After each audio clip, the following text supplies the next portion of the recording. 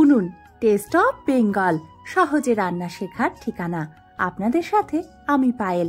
আজ রান্না করছি সরপুঁটি মাছের ঝাল, আর এর জন্য প্রথমেই আমি সরপুঁটি মাছগুলো কেটে নিচ্ছি। অনেককেই বলতে শুনেছি রান্নাঘরের সমস্ত কাজ জানাটা মেয়েদের যেন একটা বাধ্যবাধকতার ব্যাপার, আবার পুরুষেরা যদি সেই কাজ করে তাদের কাছে সেটা হয়ে যায় হাস্যকর, ভারী অদ্ভুত ব্যাপার। আমি নিজেও না কোনোদিন এই কাজগুলো জানতাম না, আর কাঁচা মাছ আমি কোনোদিন এভাবে কাটতে পারবো এ তো আমার স্বপ্নেও আসতো না। কিন্তু যখন আমি মেসে থাকতাম তখন নিজের কাজ নিজে করতে শিখি, এবং যেহেতু রান্নাটাও আমাদের করতে হতো তাই রান্নার কাজগুলোও ধীরে ধীরে শিখে যাই। তখন উপলব্ধি করেছিলাম যে আত্মনির্ভরশীলতা মানে কিন্তু শুধু অর্থ উপার্জন নয়, আত্মনির্ভরশীলতা মানে নিজের কাজ নিজে করতে পারা। ভালো করে আঁশ ছাড়িয়ে মাছগুলো কেটে ধুয়ে নুন হলুদ মাখিয়ে নিলাম, আর এখানে মাছের ঝালের জন্য মশলা রেডি করে নিচ্ছি। সাধারণত আমি বাটা মশলায় রান্না করতে পছন্দ করি, তাই এখানে সর্ষে, পোস্ত, কাঁচা লঙ্কা আমি বেটে নিলাম। এবারে ওই বাটা মশলার সাথে আমি মিশিয়ে নেব 1 টেবিল চামচ টক দই, এবং দই আর মশলা খুব ভালো করে ফেটিয়ে নেব। একদম অন্যরকম ভাবে আজ মাছের ঝাল আপনাদের আমি রান্না করে দেখাচ্ছি। আর শুধু সরপুঁটি না, এইভাবে আপনারা যে কোনো মাছই কিন্তু রান্না করতে পারেন। এবার কড়াইতে আমি তেল গরম করে মাছগুলো ভেজে নিচ্ছি। সর্ষে, পোস্ত আর টক দই ছাড়াও এখানে আমি একটা পেঁয়াজ নিয়েছি, এই পেঁয়াজটাও আমি বেটে নেব।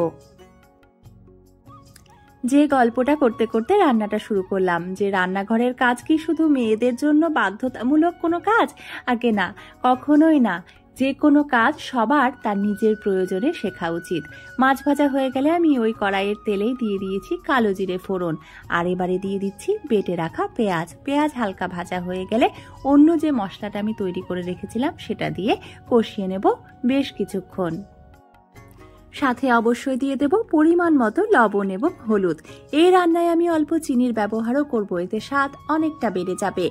আর যে কোনো কাজের মধ্যে না মানুষের ভালো লাগার একটা ব্যাপার থাকে, তাই রান্না করাটাও একটা ভালো লাগা বা ইচ্ছা অনিচ্ছার ব্যাপার হয়। যে পুরুষেরা রান্না করতে ভালোবাসেন তাদের নিয়ে যেমন হাস্যকর মন্তব্য করা যায় না, তেমনি কিন্তু যে মেয়েরা রান্না করতে পছন্দ করে না বা ভালোবাসে না তাদের নিয়েও কটাক্ষ করা যায় না, এটা আমার মনে হয়। তাই যারা রান্না করতে ভালোবাসেন তাদের অবশ্যই বলবো উনুন টেস্ট অফ বেঙ্গলের রান্নাগুলো আপনারা একদিন বাড়িতে ট্রাই করুন, কারণ উনুন টেস্ট অফ বেঙ্গল সব সময়ই আপনাদের কাছে খুব সহজে বিভিন্ন ধরনের রান্না করে দেখায়। আর যারা রান্না করতে ভালোবাসেন না কিন্তু খেতে ভালোবাসেন তাদের বলবো আপনাদের পছন্দের রেসিপিগুলো আমাকে জানাবেন, আমি চেষ্টা করব আপনাদের পছন্দের রেসিপিগুলো করে আপনাদের দেখানোর। আজ এ পর্যন্তই, দেখা হচ্ছে পরবর্তীতে অন্য কোনো রেসিপির সাথে।